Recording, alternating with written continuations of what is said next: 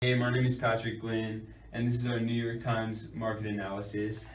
Before the 1980s, newspapers were a big part of American society, and in the 1980s, the rise of technology has led consumers to change their source of news, and they've switched to like television, and with the rise of the internet, they've switched to like websites to get a lot of their news information.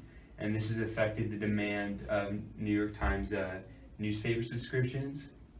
Market analysis of the change in demand and the shift downward of demand of New York Times subscriptions. So right here it shows the demand shifts downward, and the price is shifted downward as well as the quantity. This is due to a surplus as the demand has gone down. So the surplus forces the price down, and it forces the quantity down as well. And this is largely due to some determinants of demand, one being consumer tastes and preferences. So a lot of consumers prefer an alternative source of news like TV or internet to get their news. So because of that, and that is more convenient. So because of that, there's been a shift from newspaper subscriptions to getting to like television news and to internet like articles.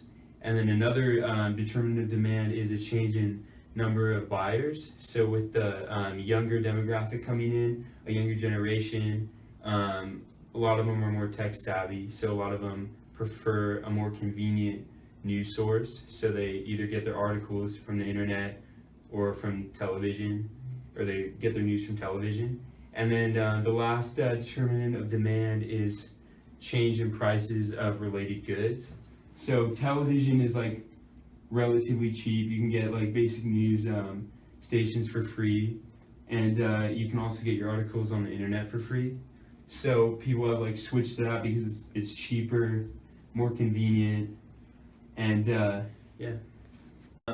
The equilibrium, and this point is, and this demand curve is after the effect technology and internet and TV and the effect it had on New York Times and how less people bought subscriptions for newspaper deliveries. And so what New York Times did is they realized that they had to kind of evolve to the changing market. So they had to target the new demographic, a younger demographic that were more tech savvy and wanted things more accessible and more convenient. So they developed an online subscription for their online newspaper, as well as a online crossword subscription.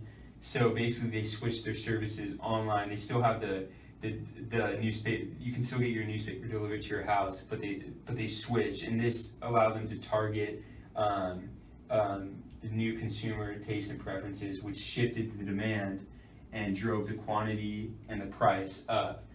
And this is largely due to a lot of people, because of environmental changes. A lot of people wanted to go green, and they didn't want to use as much paper.